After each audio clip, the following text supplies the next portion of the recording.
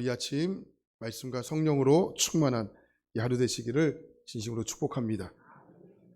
시편 80편은 인도자를 따라 소사님 애굽에 맞춘 노래라고 되어 있죠. 그 시편에 나오는 표제들을 보면 우리가 쓰는 용어들이 아니기 때문에 많이 낯섭니다. 그래서 소사님 애굽에 맞춘 노래, 그 소산이라는 뜻은 백합화 이런 뜻이고, 애굽은 언약, 약속 이런 뜻이에요. 그러니까 이게 풀이하면은 백합화 약속 이런 뜻이죠. 그러니까 백합화 약속이 이게 낯설어요, 그죠? 백합화 약속이 뭘까? 그러니까 어느 해석하시는 분들을 보면 이 백합화가 사랑을 의미하는 표현이기 때문에 사랑의 약속 이렇게 해석하시는 분들도 있습니다. 근데 우리가 이 시편을 볼 때 역사적인 기록보다는 어떠한 그 시적인 의미로 봐야 하지 않겠습니까? 그래서 시편을 읽으면서 그 의미를 하나하나 정확하게 캐낸다는 것이 그게 쉬운 일은 아닌 것 같습니다. 우리가 어떠한 시를 읽을 때 우리는 짧게 읽지만 그 한 편의 시를 쓰기 위해서 시인은 고뇌하지 않습니까? 그 고뇌하고 또 짜내서 그 한 편의 시가 완성이 되는 겁니다. 근데 우리는 그것을 읽을 때 짧게 읽을 때도 있고 또 쉽게 읽을 때도 있지 않겠습니까? 그러니까 시편은 어떠한 시적인 의미를 정확하게 읽어야 그 의미를 알 수 있다는 겁니다. 그럼 시편 80편은 어떠한 시적인 의미가 있을까? 그 시편 80편의 말씀은 아수르의 침략을 받아 북이스라엘의 멸망을 이야기하는 겁니다. 그래서 시인이 그 멸망을 보고 가슴 아파서 이 시편을 기록한 거예요. 자, 5절 말씀을 보면 이렇게 말하죠. 주께서 그들에게 눈물의 양식을 먹이시며 많은 눈물을 마시게 하셨나이다. 쉬운 성경을 보면 이 부분을 또 정확하게 알 수 있는데 이렇게 얘기해요. 그들은 날마다 눈물로 밥을 먹으며 사발 가득한 눈물이 그들의 마실 물이 되었습니다. 이렇게 배우겠죠. 우리도 여러분 비슷한 말을 많이 사용하는데 독일의 문어였던 괴테가 이런 말을 하죠. 눈물 젖은 빵을 먹어보지 않는 사람은 인생의 참맛을 알 수 없다. 그죠? 이게 가난을 이야기하는 것이지 않습니까? 그러니까 우리가 오늘 이 시인이 얼마나 많이 울었는지 좀 이렇게 시적인 표현을 해요. 날마다 눈물로 밥을 먹으며 눈물의 사발 안에 가득하여 마실 물이 되었다 이렇게 표현하죠. 그러면서 반복적으로 표현한 것이 3절, 7절, 19절에 보면 이렇게 이야기해요. 주의 얼굴빛을 비추사 회복을 시켜주십시오. 대표적으로 3절 말씀 볼까요? 3절 말씀 보면 이렇게 말합니다. 하나님이 우리를 돌이키시고 주의 얼굴빛을 비추사 우리가 구원을 얻게 하소서. 그러니까 시인의 간절함은 하나님의 얼굴을 다시 이스라엘 백성들에게 비추시는 거예요. 하나님이 우리를 돌이키시고, 여러분 이 표현 속에는 한 가지 전제가 있지 않습니까? 그것은 뭡니까? 돌이켰다는 것은 떠났다는 것을 상정하지 않으면 이것이 표현할 수 없는 거예요. 그러니까 상정하지 않았기 때문에 돌이킴도 없는 거죠. 근데 누가 돌이키신 겁니까? 하나님이 이스라엘 백성들을 돌이키신 거예요. 그래서 어떻게 해달라는 거예요? 하나님 그 얼굴을 나에게 돌이켜 주십시오. 다시 돌이켜 주십시오. 성경에서는 얼굴빛을 비추사라는 것은 두 가지 경우를 사용하는데 첫 번째는 뭐냐면 악인들에게 심판을 이야기할 때 주님 얼굴빛을 비추어 주십시오. 이렇게 이야기합니다. 두 번째로는 당신의 자녀들에게 베풀어 주시는 은혜를 이야기할 때 주의 얼굴빛을 비추어 달라고 이야기하는 겁니다. 그럼 오늘 말씀은 어디에 해당되는 말씀일까요? 첫 번째일까요? 두 번째일까요? 당연히 두 번째죠. 하나님의 은혜가 필요한 거예요. 우리가 살아가면서 하나님께 은혜를 간구할 때가 있지 않습니까? 하나님 은혜가 아니면 살아갈 수 없는 겁니다. 하나님 은혜가 아니고서는 살 수 없는 겁니다. 은혜를 간절하게 하나님께 구할 때가 있지 않습니까? 오늘 바로 그것을 이야기하는 겁니다. 나라가 망한 겁니다. 성벽이 무너졌습니다. 땅을 잃어버렸습니다. 이런 기가 막힌 상황 속에서 그들이 안 거예요. 땅을 잃어버렸고 성벽이 무너졌고 나라가 멸망했지만 그들이 진정으로 잃어버린 것을 깨닫게 된 겁니다. 그 잃어버린 것이 뭐냐? 그들이 하나님을 잃어버렸다는 거예요. 그래서 북이스라엘 백성들이 왜 망했냐? 성경은 분명하게 얘기하죠. 그들이 율법을 어겼다는 겁니다. 율법 중에 가장 강력한 율법이 뭡니까? 그게 하나님을 섬기지 않는 것이었다. 그래서 이스라엘 백성들이 아수르가 이스라엘 백성들에게 쳐들어오도록 주님이 허락하신 거예요. 주님이 허락하시지 않으셨으면 아수르가 쳐들어올 수가 없습니다. 주님이 그것을 허락하신 겁니다. 그러니까 뭡니까? 주님의 관심 안에 있다는 거예요. 할렐루야. 관심 안에 있기 때문에 주님이 허락하신 겁니다. 바로 이것이 하나님이 이스라엘 백성들에게 얼굴을 돌리신 겁니다. 이때의 상황을 시인은 어떻게 표현하고 있느냐. 1절 말씀 보니까 목자 없는 양으로 표현하죠. 1절 말씀 보시겠습니다. 요셉을 양떼같이 인도하시는 이스라엘 목자여 귀를 기울이소서. 그룹 사이에 자정하신 이여 빛을 비추소서.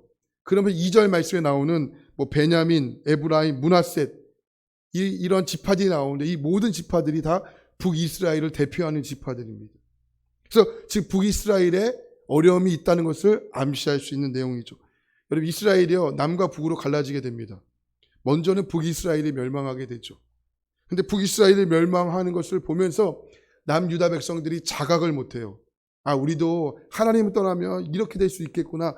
자각을 해야 되는데 하나님이 그 자각하지 못하는 이 남유다 백성들에게 136년 동안의 긴 시간을 주십니다. 그런데 남유다 백성들이 자각하지 못하죠. 남유다 백성들도 바벨론을 통해서 멸망하게 됩니다. 결국 목자 없는 양의 신세가 된 것이죠. 그리고 그룹 사이에 자정하시는 이여 이렇게 말하고 있죠. 여러분들 잘 아시다시피 그 구약 시대에는 성막 시대가 있었고 성전 시대가 있지 않았습니까? 성막 시대과 성전 시대를 동일하게 우리는 가장 안쪽을 지성소라고 불러요. 지성소에는 법궤가 있어요. 그 법궤 위에는 그룹, 다시 천사를 의미하는 두 그룹이 그 법궤 위를 막고 있습니다. 네, 막고 있습니다. 그러니까 법궤는 하나님의 임재하심과 하나님의 함께하심을 가장 강력하게 상징하는 물건입니다. 그러니까 이스라엘 백성들이 전쟁을 나갈 때도 법궤를 가지고 나가지 않습니까? 그래서 법궤를 앞세워라. 그래서 법궤를 앞세우고 이스라엘 백성들이 뒤에서 찬양하고 군사들이 따르고 이런 게 이스라엘 백성들의 전쟁의 모습 아니었습니까? 그만큼 법궤는 하나님의 임재하심을 상징하는 거죠. 또 하나님의 함께하심을 상징하는 겁니다. 근데 그게 사라진 거예요. 그래서 시인을 호소하는 거죠. 구원하러 오소서, 구원을 얻게 하소서, 구원하러 오소서, 구원을 얻게 하소서. 반복적으로 이야기하는 겁니다. 지금 시인이 나라의 패망이 나는 절박한 상황 속에서 그 위기를 극복할 수 있는 유일한 방법이 무엇일까? 그것을 안 거예요. 그것이 뭐냐? 하나님의 함께 하심이라는 거예요. 할렐루야. 자, 4절 말씀 보겠습니다. 만군의 하나님 여호와여 주의 백성의 기도에 대하여 어느 때까지 노하시리이까? 하나님의 화가 잔뜩 나신 거예요. 그래서 만군의 하나님이여 주의 백성의 기도에 대하여 어느 때까지 노하시리까? 노하다라는 것이 본래의 단어를 보면 연기를 뿜내다라는 거예요. 연기를 뿜내다. 여러분 화나실 때 혹시 모습들 본 적 있으세요? 거북선처럼 진짜 연기는 나지 않지만 마치 연기 나는 것처럼 보이지 않습니까? 아니, 부부싸움 하실 때 한번 보세요. 연기 나지 않지만 연기 나는 것처럼 보이잖아요. 그죠? 그게 노하다래요. 그러니까 하나님께서도 성경에 보면 노하신 장면이 나오고 있어요. 이스라엘 백성들이 볼 때는 마치 하나님 연기를 뿜내시다 이렇게 본 거예요. 그것이 시적으로 표현한 것이죠. 그러니까 이스라엘 백성들을 향한 하나님의 분노가 식지 않으셨다는 겁니다. 그래서 시인은 애절한 마음과 한편으로는 원망하는 마음도 있었을 거예요. 그 마음을 담아 하나님께 기도하죠. 하나님 왜 이처럼 외면하십니까? 그 진노를 왜 거두시지 않으십니까? 근데 시인이 그 분명한 이유를 알게 된 거예요. 그게 하나님께 있지 않고 이스라엘 백성들에게 있다는 것을 발견하게 돼요. 이스라엘 백성들이 돌이키지 않았구나. 특별히 북이스라엘은 남북이 갈라지고 난 후에 하나님 입장에서 보면 이건 정말 치욕적인 일을 많이 했잖아요. 하나님의 입장에서 치욕적인 가장 강력한 치욕이 뭡니까? 그게 우상을 숭배하는 거예요. 그 하나님께서는 그것을 간음했다라고 이야기할 정도예요. 하나님 너무 마음이 아프신 거죠. 예루살렘 성전에 가지 못하도록 이 가장 북쪽에 남북이 갈라지게 됐는데 북쪽의 가장 위쪽과 남쪽에 베델과 단에 우상을 섬겼잖아요. 우상의 제단을 만들고 예루살렘에 가지 못하도록 강제적으로 막았어요. 가면 안 돌아올까 봐. 그래서 북쪽과 남쪽에 베델과 단에 단을 세워서 여기가 예루살렘이다. 그래서 강제적으로 북이스라엘 백성들에게 그래서 예배하게 강제적으로 제사하게 하지 않습니까? 그것이 누굽니까? 바로 북이스라엘의 첫 번째 왕이었던 여로보암 왕이었어요. 그래서 북이스라엘은 남과 북이 갈라지고 난 처음부터 하나님의 길을 가지 못했다는 거예요. 그래서 성경에 보면 하나님 명확하게 이야기하죠. 다윗의 길을 갔던 백성들과 여로보암의 길을 갔던 백성들, 하나님 분명하게 가르치잖아요. 북이스라엘은 여로보암의 길을 갔던 거예요. 그래서 하나님이 처음부터 연기를 뿜으신 거예요. 그런데 북이스라엘 백성들이 몰랐죠. 아니요, 알면서도 외면했습니다. 왜? 편하거든요. 편하거든요. 그러니까 이스라엘 백성들이 하나님을 잊고 산 겁니다. 여러분, 자녀들을 이제 다 키우다 보면 다 키우셨고 또 키우는 분들도 계시는데 부모님이 얼마나 정성껏 맛있는 밥을 준비합니까? 간식도 맛있는 것 준비하시죠. 그러니까 좋은 간식까지도 있지만 꼭 아이들은 어떻게 하죠? 부모님이 해주신 맛있는 밥을 먹긴 하지만 아이들은 학교 앞에 있는 불량식품을 사 먹고 집에 와서 배불러 이렇게 얘기하잖아요. 좋은 간식과 좋은 음식이 있는데도 불구하고 학교 앞에 있는 불량식품을 사 먹고 그거 먹으면 배부르니까 꼭 저희 아이들 얘기하는 것 같네요. 그거 먹으니 배부르니까 집에 와서 밥을 먹을 생각을 안 해요. 그러니까 인간이요. 그런 것 같아요. 좋은 것을 별로 하지 않으려고 합니다. 그러니까 인간을 지혜롭다고 성경은 이야기하지 않아요. 아니, 절대로 지혜롭게 살지를 못합니다. 그런데 하나님께 등까지 돌리면 이 어두운 세상을 우리가 어떻게 살아갈 수 있겠습니까? 그리고 하나님의 빛이 비추지 않으면 내가 어둠 속에 있는지를 절대 모릅니다. 여러분, 이 아침에 안 그래도 피곤하고 더 이제 출근하시는 분들도 있고 또 이제 이렇게 직장으로 나가시는 분들도 있는데 여러분 바쁘신데도 시간이 없는데도 여러분 이 시간 왜 나오셨습니까? 우리가 아침부터 저녁까지 세상의 어둠에 살았기 때문에 빛을 비추는 시간이 없으면 내가 어둠에 있구나라는 것을 모릅니다. 그래서 우리가 바쁜데도 피곤한데도 이 아침에 나와서 하나님 앞에 겸손하게 서야 할 이유가 뭐냐면 어둠 속에 있다는 것을 빛이 아니면 경험할 수 없기 때문에 그런 거예요.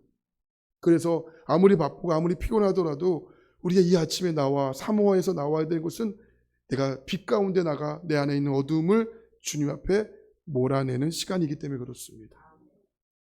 그래서 여러분 이 새벽에 저는 꼭 기도하는 게 있는데 그것은 세상에 있는 콘셉트를 뽑으셔야 됩니다. 아무리 어렵고 물론 세상에 나가면 두려운 일과 아픈 일들이 분명히 있을 거죠. 하지만 집에서 이제 옷을 주섬주섬 입고 나올 때부터 근심 걱정의 콘셉트를 뽑으시고 이걸 어디께 연결해야 돼요?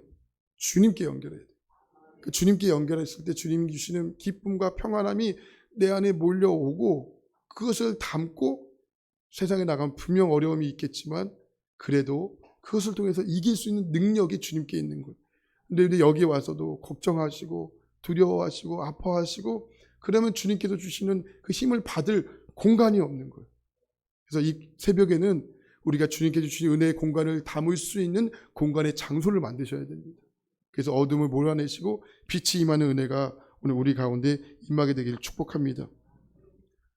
자, 우리가 기도할 때 예수님께서 기도하는 행위를 자체를 왜 싫어하시겠습니까? 그런 어떤 것이 문제냐면 기도하는 행위 자체가 아니라 기도자들이 문제이기 때문에 그래요. 예수님께서 우리에게 기도를 알려주시면서 내 이름으로 구하라라고 주님 말씀하셨지 않습니까? 예수님의 이름으로 기도합니다. 그러나 우리가 아무거나 구하면서 헛된 것을 구하면서 예수님의 이름으로 기도하면 다 들어주신다 이런 의미일까요? 아니에요. 성경에서는 이름을 매우 중요하게 사용하거든요. 왜 그렇습니까? 이름 안에는 그 사람의 존재가 담겨져 있어요. 특별히 이스라엘 백성들에게 이름은 이게 하나님과 관련된 이름이 많았거든요. 야로 끝나는 거, 뭐 엘리야, 또 여호수, 다 야로 끝나는 거, 그 다음에 아로 끝나는 거, 이게 다 하나님과 관련된 이름인데요. 십계명에 보면 하나님의 이름을 어떻게 부르지 말라고 했죠? 망령되게 부르지 말라 이렇게 이야기했습니다. 왜요? 이름이 존재이기 때문에 그래요. 하나님의 이름이 하나님 존재 그 자체이기 때문에 그렇습니까? 그래서 여러분 우리가 기도할 때 예수님의 이름으로 기도한다는 것은 뭐예요? 예수님의 존재를 기도하는 거잖아요. 예수님의 존재를 기도하기 때문에 여러분 예수님의 이름으로 기도하면 들어주시겠다는 의미가 아닙니다. 그러니까 우리가 예수님의 이름으로 기도한다는 것은 뭡니까? 우리 예수 그리스도의 이름, 예수님의 존재와 모순되게 살지 말라는 거예요. 모순되지 않게 구하지 말라는 거예요. 그러니까 여러분, 우리의 욕심대로 우리가 구했을 때 주님이 들어주시지 않는다는 것은 뭐예요? 이게 예수님의 존재와 다르기 때문에 그렇습니다. 그러니까 예수 그리스도의 이름으로 기도한다는 것은 우리 예수님의 존재와 모순되지 않게 해주십시오라고 하나님께 기도한다는 겁니다. 여러분, 기도할 때 예수님과 뜻과는 무관한 것을 구하는데 여러분, 예수님이 어떻게 들어주시겠습니까? 어린아이들이 쓰레기통을 뒤지면서 쓰레기를 먹고 있는데 여러분, 맛있지? 영양소가 많지? 이렇게 하실 용기 있는 부모님도 계십니까? 이건 못하는 거예요. 쓰레기를 주워 먹고 있으면 뺏어야 됩니다. 아기들이 울어도 뺏어야 되는 거예요. 아기가 좋다는 것을 먹으면 큰일 납니다. 아기에게 좋은 것을 먹여야지. 아기가 좋다는 것을 먹이면 틀림없이 배탈이 납니다. 그러니까 주님이 뺏으시는 거예요. 야, 네가 좋다는 게 아니고 너에게 좋다는 것을 내가 준다. 그래서 우리가 욕심대로 욕망대로 구하지 않고 하나님의 뜻대로 구하는 기도가 하나님께서 응답되는 기도인 것이죠. 시편 80편에서 하나님께서 이스라엘 백성들에게 등을 돌리셨습니다. 그것은 시인이 하나님께 호소합니다. 7절에 보면 만군의 하나님이여 우리를 회복하여 주시고 주의 얼굴에 광채를 비추사 우리가 구원을 얻게 하소서. 그러니까 시인이 보니까 이 구원보다 더 값진 가치가 없는 거예요. 탕자가 다시 아버지의 집으로 돌아갈 수 있었던 이유가 뭡니까?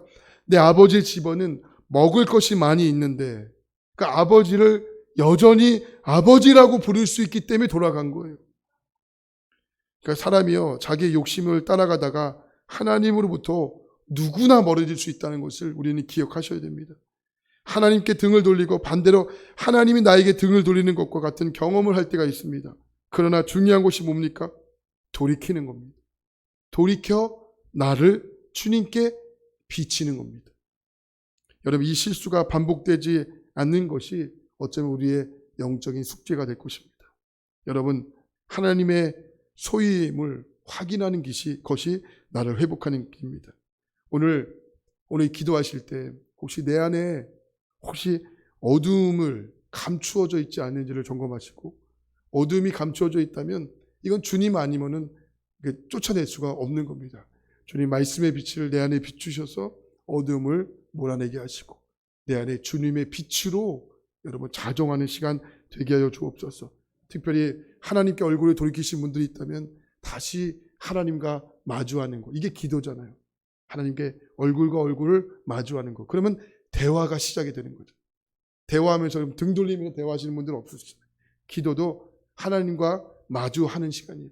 하나님과의 마주하면 하나님의 강력한 빛이 내게 임하기 때문에 그래서 회개가 되는 거예요. 할렐루야. 회개되면 결국은 내가 살아요.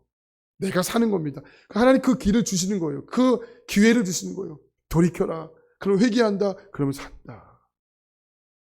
시편 80편은 시인이 우리에게 이것을 보여주는 겁니다. 시적인 표현으로서 우리가 그 말씀의 의미들을 잘 모를 수 있지만 그것을 강력하게 이야기하는 거예요. 여러분, 주님께 돌이킬 수 있는 은혜가 있기를 바랍니다. 돌이킨다는 것은 주님이 주신 기회가 있다는 거예요. 기회를 붙잡아 주시고 오늘 내 안에 있는 어둠 몰아내시고 회개하심으로 주님과 더욱더 친밀해지고 친해지는, 그래서 오늘 하루가 가장 친한 분이 우리 주님이 되시기를 바랍니다. 가장 친숙한 분이 우리 주님이 되시기 바랍니다. 그래서 주님과 함께 승리하는 이 아침 되기를 축복합니다. 기도하겠습니다.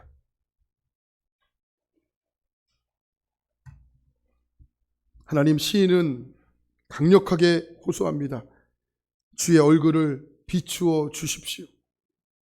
하나님, 우리가 아무리 육적으로 또 잘 먹고 또 잘 입고 육적으로 잘 사는 것 너무나 비교할 수 없는 행복이지만 영적으로 무너지고 영적으로 메마르면 이것만큼 힘든 것이 없습니다. 그래서 하나님, 오늘 우리에게 구하는 것은 영적인 충만함입니다. 영적인 회복입니다. 영적인 갈망입니다. 하나님, 주님의 얼굴을 마주하는 것부터 우리의 삶의 영적인 회복이 시작이 되는 겁니다. 하나님, 오늘 이 아침 이 영적인 회복의 맛을 보게 하소서. 우리의 얼굴을 돌이켜 주님께 비추게 하소서. 우리의 죄를 보게 하소서. 우리 마음속에 어둠을 몰아내게 하소서. 그래서 하나님, 우리에게 주신 하나님의 그 놀라운 빛의 공간을 만들게 하소서. 그래서 하나님, 오늘 다시 한번 우리가 주님께 뜨거운 사랑을 나누는 이 아침 되게 하여 주시옵소서. 오늘 바쁘신 중에도 또 하나님 시간이 없는 중에도 이 아침 왜 나왔습니까? 세상에서 우리가 어두움에 찌들어 있는 것을 주의 말씀 앞에 비춤으로 말미암아 우리를 비추시고 또 하나님 깨끗게 하시는 하나님의 은혜를 구하고자 이 아침 나온 것이 아니겠습니까? 하나님, 오늘 우리 가정 안에 어둠이 있다면 몰아내게 하시고 우리 자녀들에게 어둠이 있다면 몰아내게 하여 주십시오. 그래서 하나님 말씀 앞에 내가 하나님 앞에 먼저 똑바로 서게 하시고 우리의 가정, 우리의 자녀들이 하나님 앞에 말씀 앞에 온전하게 똑바로 서는 우리의 모든 믿음의 삶이 되기를 원합니다. 예수님, 우리의 가정의 주인 되어 주십시오. 우리 가정의 호주 되어 주십시오. 그래서 우리 가정이 주의 말씀 앞에 온전히 순종하며 살아갈 수 있도록 도와주옵소서. 오늘 두려움과 걱정과 또한 아픔을 가지고 온 성도들이 계시다면 주님, 콘센트를 뽑게 하여 주십시오. 예수의 말씀 앞에 우리의 콘센트를 꽂게 하여 주옵소서. 믿음으로 반응하게 하소서. 믿음으로 굳건하게 살아낼 수 있도록 우리 가운데 믿음을 주시옵소서. 오늘 이 아침이 오늘 또 하나님 월요일입니다. 또 하나님, 우리는 주의 백성들은 주일날 새롭게 시작하는 아침인데 또 세상에서는 월요일이 시작됩니다. 하나님, 월요병 잊지 않게 하여 주시고 하나님 말씀 앞에 감사와 기쁨으로 이 아침 살아가게 하옵소서.